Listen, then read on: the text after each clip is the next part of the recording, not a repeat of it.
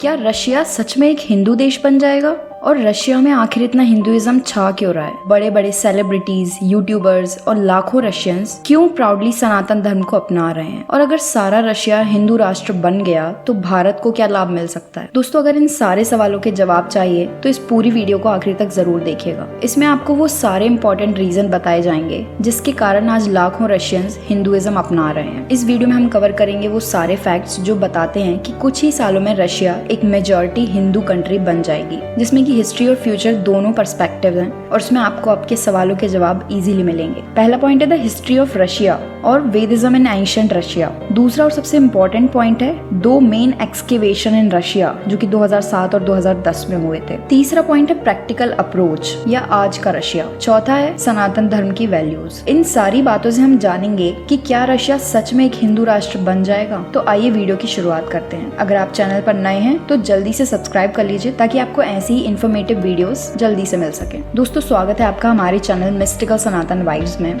Instagram और YouTube पर Russian भाई बहनों को सनातन धर्म फॉलो करते देखकर हम हिंदुओं को बड़ा सुकून मिलता है। तो आइए आज ये सुकून और ज्यादा बढ़ा देते हैं, क्योंकि इस वीडियो में आपको ऐसे ही फैक्ट्स मिलने वाले हैं जिनसे आप भी सनातन धर्म की असली शक्ति जान पाएंगे। तो पहले बात करते हैं रशिया की हिस्ट्री की। 1000 BC के पहले रशियंस क्रिश्चियन नहीं थे। तो अगर क्रिश्चियन नहीं थे तो कौन थे? रशियंस पहले आर्यंस हुआ करते थे। ये लोग अपने आप को स्लाविक आर्यंस कहते थे, जो कि सनातन धर्म की ही तरह प्रकृति पूजा, वेद ज्ञान, देवताओं की पूजा और सनातन वे ऑफ लिविंग को फॉलो करते थे। दोस्तों, 10th सेंचुरी के पहले कुछ ऐसा हुआ कि मेजॉरिटी ऑफ रशियंस को अपना एंशिएंट वेदिज्म छोड़कर फोर्सफुली क्रिश्चियनिटी को फॉलो करना पड़ा। अब ये महान काम किया था प्रिंस व्लादिमीर I ने। इन्होंने कहा कि मल्टीपल देवताओं की जगह सबको सिर्फ एक गॉड को फॉलो या वर्शिप करना चाहिए, और तब से रशिया में क्रिश्चियनिटी एंटर हुई। दोस्तों, अब सबसे पहले जानते हैं कि स्लाविक आर्यंस या रशियन स्लाविक हिंदूज कौन थे। स्लाविक हिंदूज वो यूरोपियन आर्यंस थे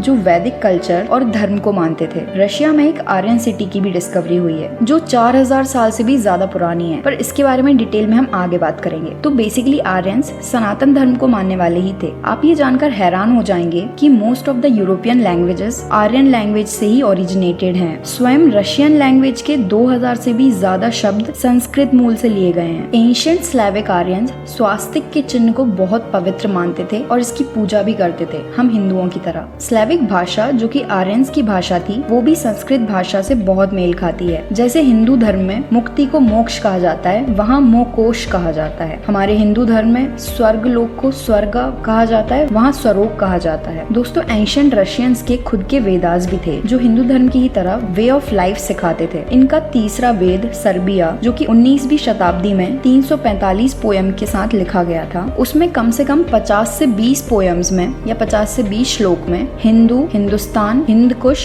ऐसे शब्दों का उल्लेख मिलता है। स्लाविक हिंदूज के देवी देवताओं के नाम भी हमारे सनातनी हिंदू देवी देवताओं के नाम से बहुत मिलते हैं। वहाँ के कुछ देवियों के नाम इस प्रकार हैं: बिरिगिन्या, दीवा, जीवा, लादा, मकोश, मरेना। अब ये सारे नाम हिंदी और संस्कृत से आए हुए लगते हैं। दोस्तों, व्लादिमीर I के जबरदस्ती क्रिश्चियनिटी फॉलो करवाने के बाद भी कई रशियन आज तक अपना एंशिएंट वेदिज्म मानते और फॉलो करते आए हैं। दूसरा पॉइंट, अब बात करते हैं उन दो मेन एक्सकेवेशन की जिन्होंने रशिया को सच दिखा दिया कि उनकी ओरिजिन और धर्म हिंदू ही है और उनके पूर्वज असल में कौन थे। 2007 में रशियन एक्सकेवेशन टीम को रशिया के वोल्गा रीजन में सतार्या मैना नाम के गाँव में एक विष्णु जी की मूर्ति मिलती है। ये मूर्ति 7th to 10th सेंचुरी की बताई जाती है। ये जो गाँव है सतार्या मैना, ये 1700 साल पहले एक बहुत प्राचीन विशाल शहर था और इस प्राचीन शहर में अवश्य ही वैदिक रीति रिवाजों का संचालन था। तभी हमें वहाँ पे एक 7th सेंचुरी की विष्णु जी की मूर्ति मिल जाती है। दूसरा एक्सकेवेशन हुआ था 2010 में। 2010 में रशियन एक्सकेवेशन टीम को 4000 साल पुरानी एक पूरी की पूरी आर्यन सिटी ही मिल जाती है। इस आर्यन सिटी में हमें कई प्राचीन सिक्के, पदक, अंगूठी और शस्त्र मिलते हैं, जिनमें से कई सिक्के और पदक पर हिंदुइज्म के कई सिंबल्स या साइंस भी देखने मिलते हैं, जैसे कि स्वास्तिक का साइन कई जगह पाया गया है। दोस्तों, जब ये दो बड़े एक्सकेवेशन हुए